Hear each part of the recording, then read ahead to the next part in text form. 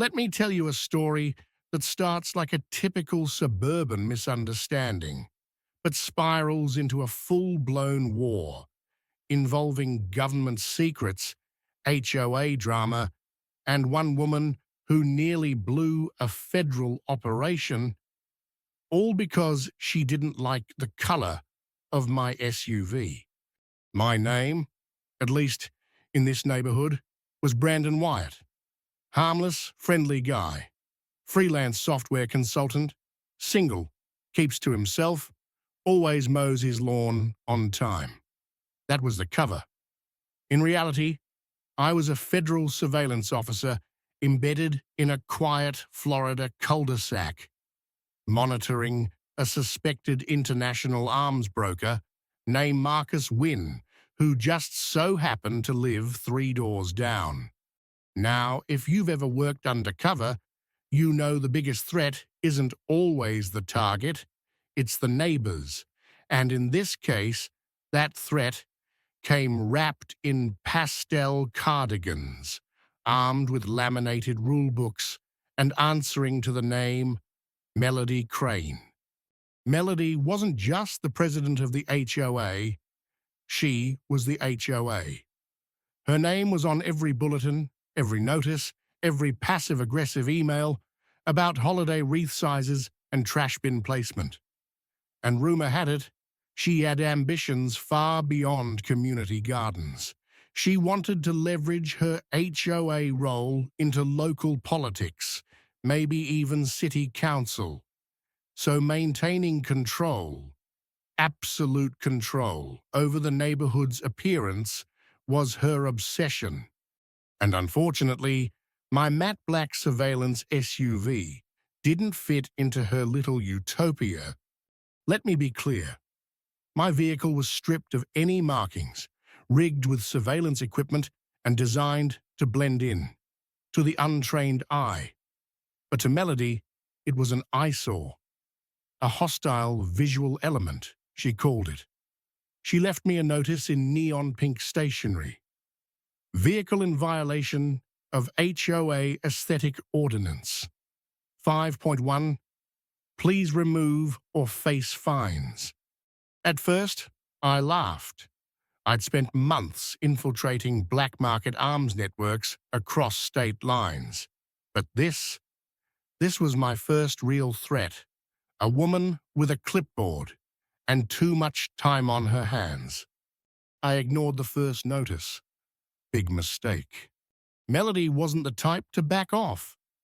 She began photographing my driveway, standing behind her rose bushes with binoculars. One morning, I caught her walking up to my vehicle, peering through the back window. I had to trigger a fake Bluetooth alarm just to spook her off. She laughed nervously and said, "Just doing my neighborhood safety rounds." Right. Then came the formal violation hearing. Invitation, held in the HOA clubhouse, complete with RSVP instructions, a dress code, and a suggested donation for beautification efforts. You can't make this stuff up. I wanted to skip it, but I couldn't. She was getting too close, and the last thing I needed was Melody or anyone else triggering the perimeter sensors I'd set up around Wynn's house. This wasn't about my ego anymore. If Melody Crane kept pushing, she could compromise the entire operation, and without knowing it, put herself in serious danger. So I went Thursday, 7 p.m. The clubhouse looked like someone had Pinterested the word wholesome and exploded it all over the room. Fairy lights, homemade punch, name tags shaped like flowers. It was surreal. The slideshow started.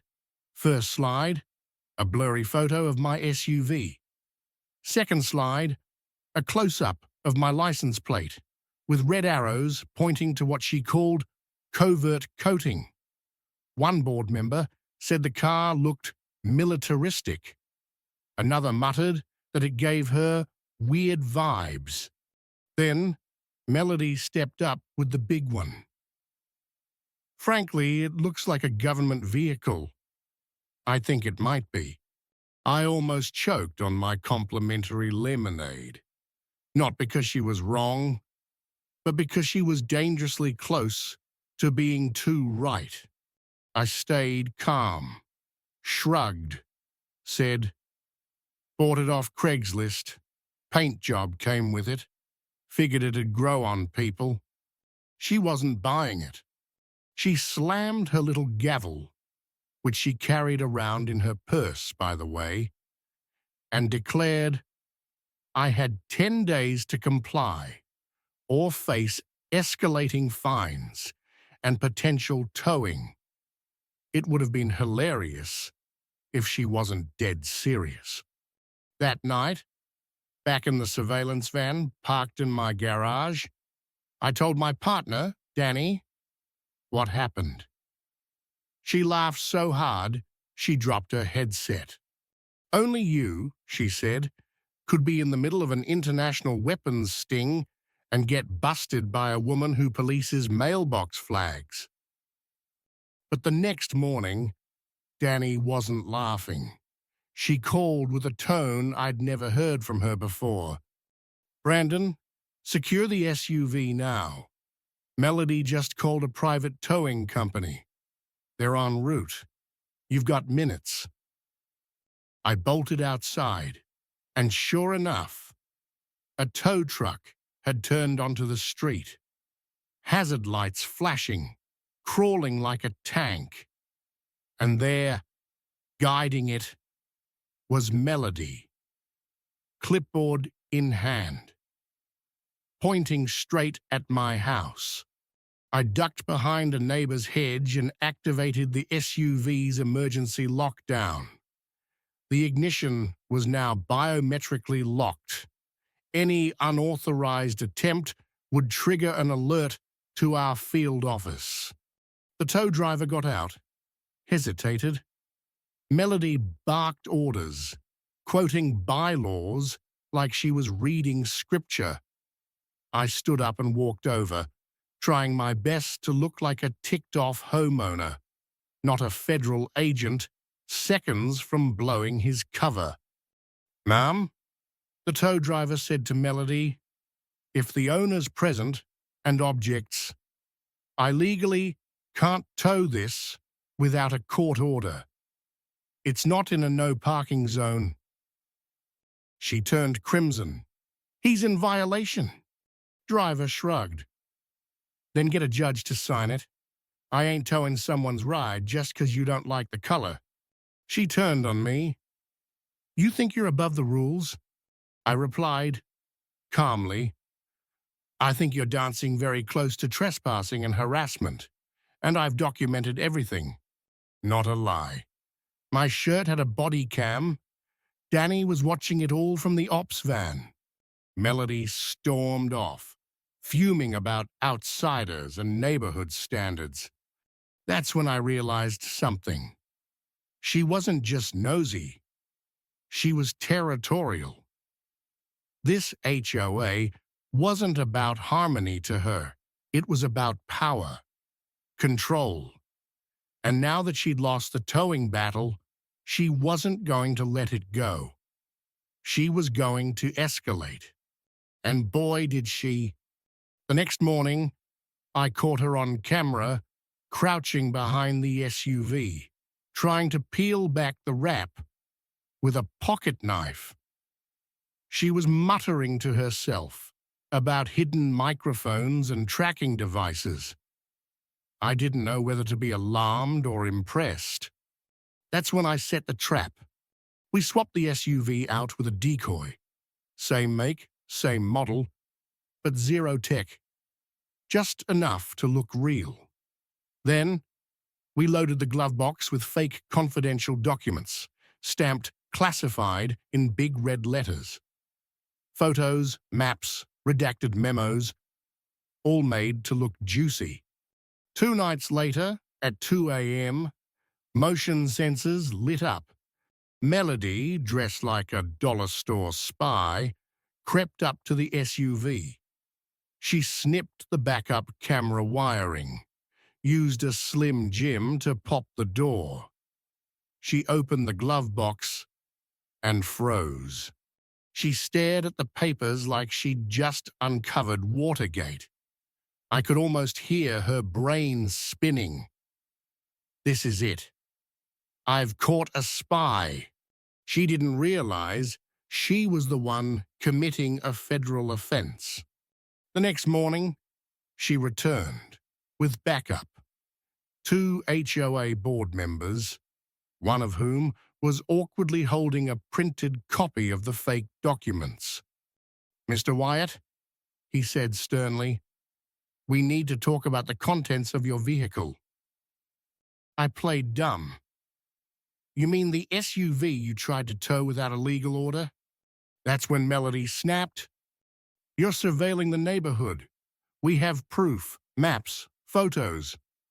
I say, "We call an emergency vote. Expel him from the HOA and report him to the press." I smiled. "Great idea." She didn't see it coming. I invited everyone to the clubhouse for an official meeting. Noon sharp. Said I'd bring the paperwork. She was giddy. Thought she had finally won. But when I stepped up to the podium, I didn't bring excuses. I brought a redacted authorization letter, signed by the Assistant Director of the Department of Homeland Security, confirming everything. Melody's face, priceless.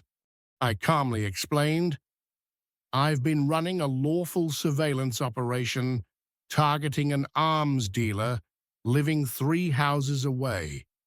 Your interference nearly compromised that. But thankfully, we have contingencies." The room went dead silent. Melody didn't show up to the next HOA event. No more emails, no more clipboard strolls. For the first time since I moved in, the neighborhood was quiet. But she still wasn't done. 2 nights later, she broke into the decoy SUV again.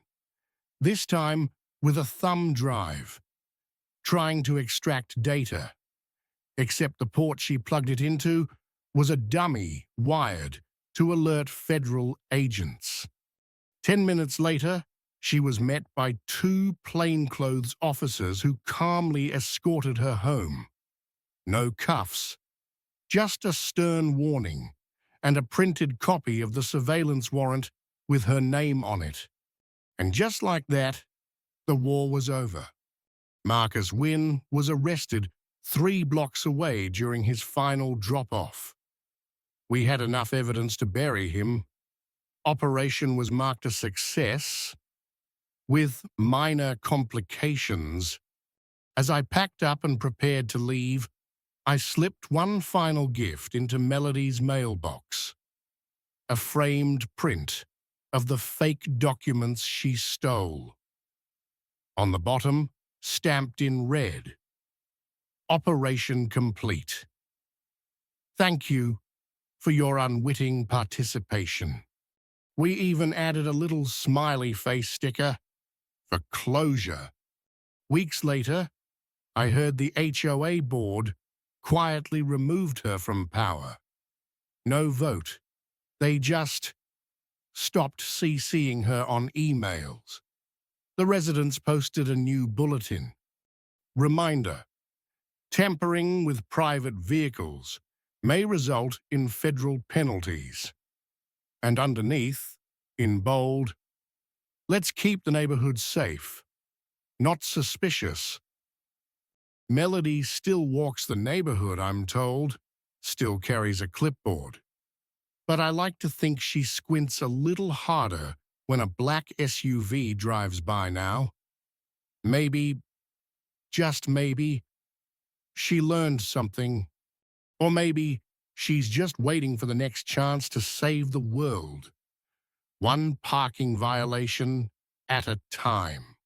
If you've ever dealt with a power-hungry HOA, a nosy neighbor, or someone who just couldn't mind their business, drop your story in the comments. I want to hear your wildest HOA tales. And don't forget to like, subscribe, and hit that bell. Especially if you love stories where justice comes with a clipboard and a twist.